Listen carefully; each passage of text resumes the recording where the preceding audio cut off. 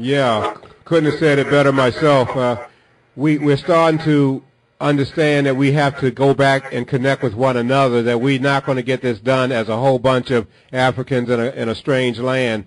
We have to pull together the people that are ready now. We need to get together. The ones that aren't ready, we need to be in a position to help them when they are ready. Because a lot of times people are out here wanting to join stuff, and they can't find enough people, or they don't know where it's happening at.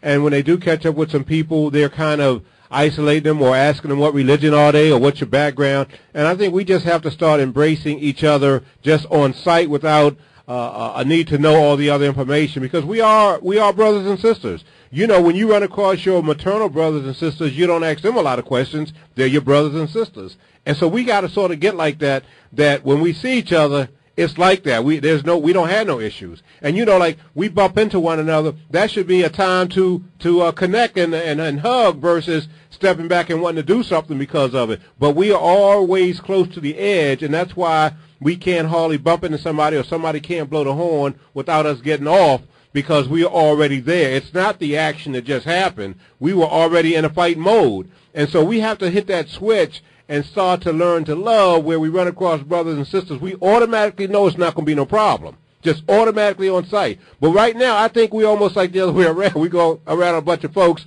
we start to think that we got to be watching every side because something's going to jump off. And when we can get this generation to see the logic and loving each other instead of this instant hate thing, because why is it so easy to hate but so hard to love? Right.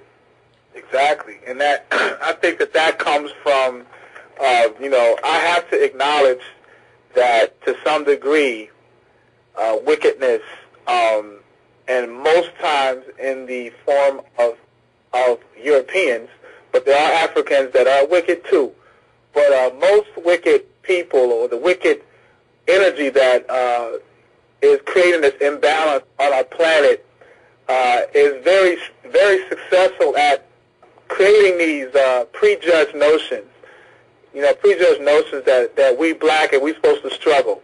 That's our plight. You know, this is our hell, and that, you know, this is as good as it's going to ever get, and just prepare for heaven.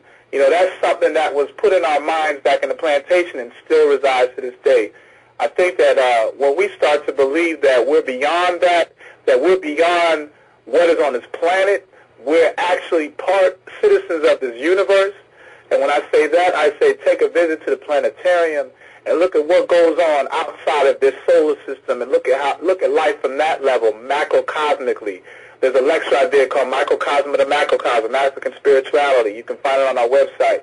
And we just talk about how, you know, everything that we deal with is so earthbound. And we think that, you know, life is just here on this planet, and this planet, you know, it's a life of hell, and there's nothing ever better. You can have, it will be that way if you believe it. But if you believe that you're better, you're here for better things, that you're destined to be a better person and for greater things as a people and as individuals, you'll apply yourself. And that's why I think that these two books that I mentioned before, The Alchemist and Ancient Future, are two good starting points for someone that doesn't, or someone that has never read an Anthony Browder or Dr. Ben or Dr. Clark. Try these two books and see what, and, you know, and visit our website and keep listening to Harambee Radio, because all this is sustenance. Just as you eat food, your mind needs the food as well. Yeah.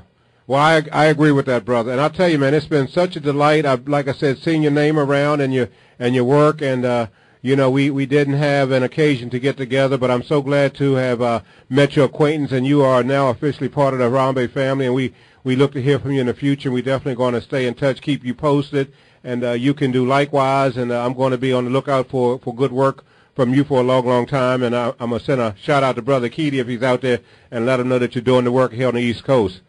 So give thanks. I appreciate it. Love to everybody, and, you know, just stay focused, you know, and challenge to be a better person. Yeah, and I know you got a lot of work up in New York, and there's a lot of people up there in need of information, and there's a lot of despair up there, and I want you to try to keep your head up in turn and sake of keeping their heads up, because they're going to be looking at you as a leader up there for years to come. And so you got to keep it real by making sure you keep yourself on the top level, top line. So my brother, stay sharp, no doubt. Yeah, my brother, I think that you know, your work is great, and we need your generation. So So keep the light on for the rest of them up there, man. And if there's anything we can do here at Harambee Radio, you know how to reach us. Much love, comrade. Appreciate it. Okay, we're going to say good night to you, and we're going to move on. All right, peace. Take care of yourself.